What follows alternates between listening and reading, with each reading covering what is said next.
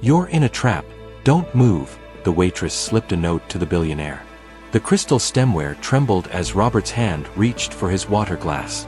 42 years of building an empire, yet tonight something felt different about this quiet corner booth at Romano's. The mahogany walls that usually felt warm now seemed to press closer, and the soft piano music couldn't mask the tension crackling through the air like electricity before a storm. He'd chosen this restaurant for its discretion, a place where powerful men could conduct business without prying eyes.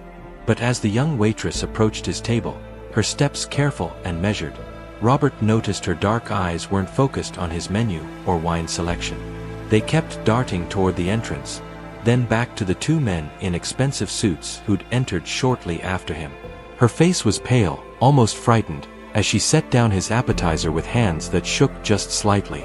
When she leaned forward to refill his water, she pressed something small and urgent against his palm.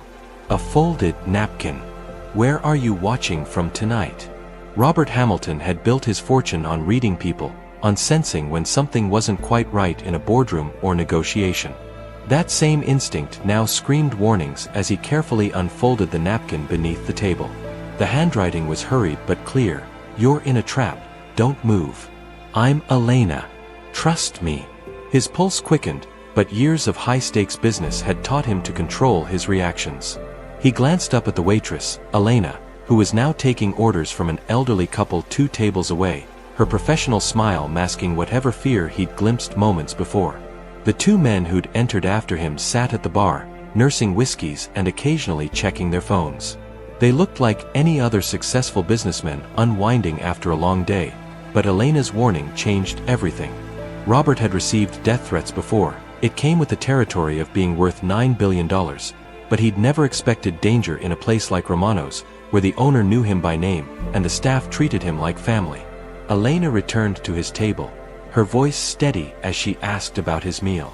"Everything tastes all right, Mr. Hamilton?" But her eyes told a different story. She placed his entree down with deliberate care, then whispered so quietly he almost missed it. "My manager's in on it. They've been planning this for weeks. There's a car waiting in the alley." The words hit him like ice water. His security team was outside, but they wouldn't be expecting an inside job. Robert had survived hostile takeovers, boardroom coups, and family betrayals that made headlines. But this young woman, this stranger, was risking her own safety to warn him. Why? He studied her face as she moved efficiently around his table, refilling glasses and adjusting silverware with practiced grace.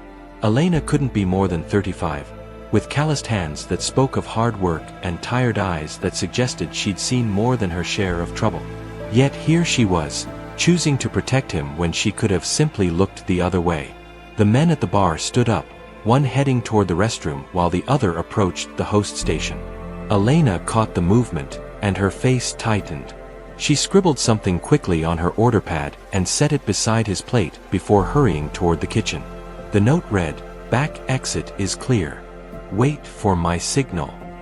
Robert's mind raced through possibilities as he forced himself to cut another piece of salmon, maintaining the appearance of a relaxed diner. Through the kitchen's swinging doors, he could see Elena speaking urgently with someone. A cook, perhaps, or another server. The man from the bar had cornered the host near the entrance, their conversation appearing casual but their body language suggesting otherwise. Robert's security training kicked in as he cataloged exits, potential weapons, and the positions of innocent bystanders who could be hurt if this situation exploded.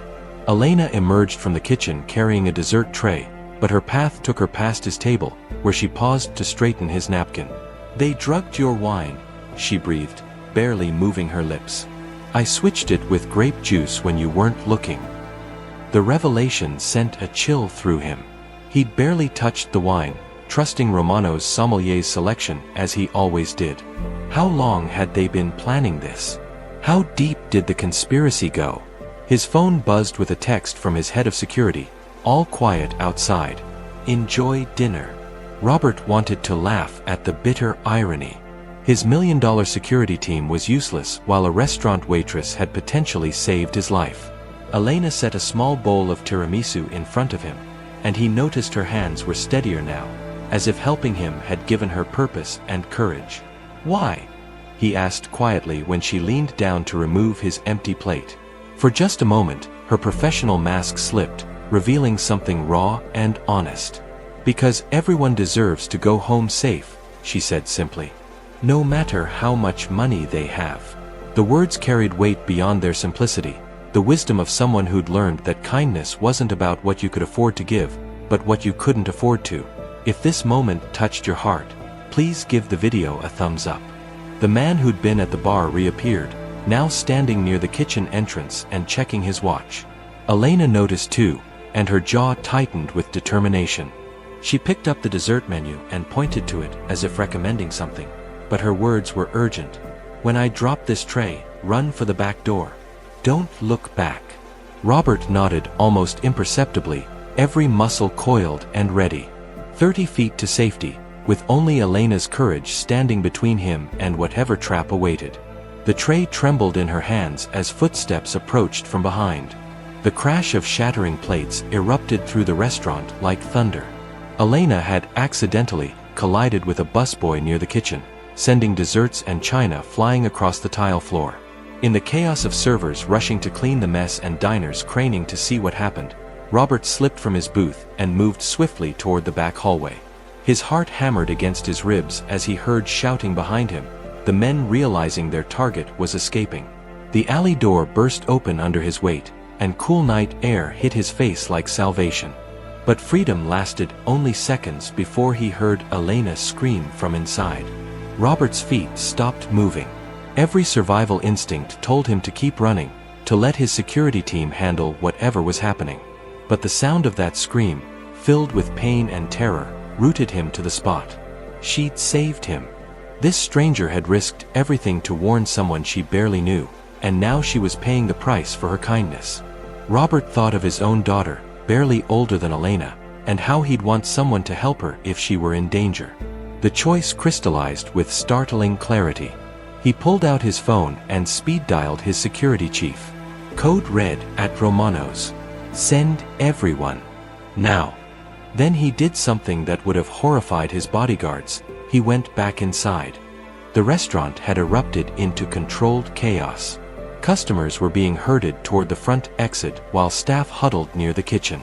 Robert could see Elena on the floor beside the overturned dessert cart, one of the men standing over her while the other argued with the manager. Her uniform was torn, and there was blood on her lip, but her eyes blazed with defiant fury rather than fear. "Let her go," Robert called out, stepping into the dining room with his hands visible. "I'm here. She's not part of this." The man holding Elena looked up with surprise that quickly turned to satisfaction. "Mr. Hamilton, how thoughtful of you to return." His voice carried a slight accent, Eastern European, maybe Russian. "Your waitress here has been very unhelpful. Have you ever faced something like this? Let us know in the comments." Elena caught his eye and shook her head desperately, trying to warn him away even as blood trickled from the corner of her mouth. In that moment, Robert understood something profound about courage. It wasn't the absence of fear, but choosing to act despite it. And this young woman had more of it than most billionaires had money. The standoff lasted only moments before the front windows exploded inward. Robert's security team moved like a precision instrument, black-clad figures flowing through every entrance with tactical efficiency that spoke of military training. The man holding Elena spun toward the commotion, his grip loosening just enough for her to twist away and scramble behind the overturned table. "Federal agents!" The lead officer's voice boomed through the restaurant. "Everyone on the ground." But the kidnappers were professionals too. The one near Elena pulled a weapon while his partner dove for cover behind the bar. Robert threw himself forward, tackling Elena and shielding her with his body as gunfire erupted around them. The firefight lasted 30 seconds but felt like a lifetime. When silence finally fell, Robert raised his head to find Elena staring at him with wide, disbelieving eyes.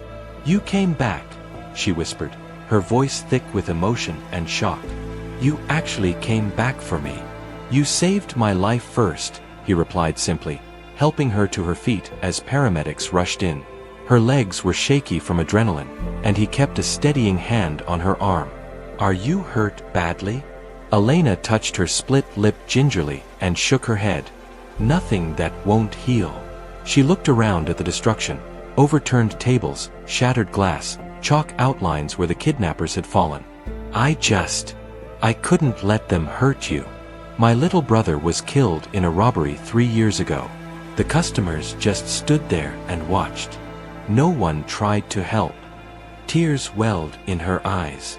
I swore I'd never be one of those people who just walks away. Robert felt something crack open in his chest, a warmth he hadn't experienced in years of boardrooms and billion-dollar deals. This woman had shown him what real wealth looked like, the richness of human decency, the value of choosing courage over safety. "What's your full name?" he asked gently. "Elena Vasquez," she said, confusion flickering across her face. "Elena Vasquez," Robert repeated, testing the syllables. "I won't forget that name. Or what you did tonight." He pulled out his business card and wrote something on the back. "When you're ready, when you've healed from all this, call me. I could use someone with your kind of courage on my team." If you've been enjoying this story, subscribe to our channel for more heartwarming tales. Elena took the card with trembling fingers, reading the words he'd written. "Heroes come in all forms. Thank you for reminding me what matters." 6 months later, Robert sat in his corner office on the 42nd floor, watching the city sprawl beneath him like a living map of dreams and struggles. The view hadn't changed, but his perspective had been forever altered by one night in a restaurant and a waitress who chose kindness over safety. The kidnappers had been part of an elaborate scheme involving the restaurant manager and a disgruntled former employee who'd sold information about Robert's dining habits. They'd planned to drug him and stage a kidnapping for ransom, but they hadn't counted on Elena's sharp eyes and brave heart. A soft knock interrupted his thoughts. "Mr. Hamilton?" "Elena's here for the quarterly review," his assistant announced. Robert smiled, remembering how nervous Elena had been during her first week as his director of community outreach. She'd worried about fitting into the corporate world, about whether someone from her background could succeed in his company. But Robert had seen her true value that night in Romano's, and every day since had proven him right. Elena entered his office wearing a professional navy suit, but she still had that same determined glint in her eyes that had saved his life. In her hands was a thick folder containing reports from their newest initiative, a program providing security training and support for service industry workers. It was her brainchild, born from her own experience and her desire to help others recognize and respond to dangerous situations. "The numbers are incredible," Elena said, settling into the chair across from his desk. "We've trained over 2,000 restaurant and hotel employees across the city. 3 potential attacks have been prevented just this month because staff knew what to look for." Her voice carried pride and purpose that no salary could have inspired. Robert leaned back in his chair, studying the woman who'd changed his life by changing her own. The scared waitress was gone, replaced by a confident advocate who'd found her calling in protecting others. "And the scholarship program?" 43 recipients this year, Elena replied, her smile lighting up her entire face. "All service workers who want to pursue careers in security, social work, or criminal justice. We're changing lives, Robert. One person at a time." They talked for another hour about expansion plans and new initiatives, but when Elena finally gathered her papers to leave, Robert called her name. "Elena, do you ever regret it? Leaving Romano's, taking this leap?" She paused at the doorway, her hand resting on the frame. "Every choice has consequences," she said thoughtfully. "But some choices define who we are. That night, I decided I'd rather be someone who acts than someone who watches. Best decision I ever made."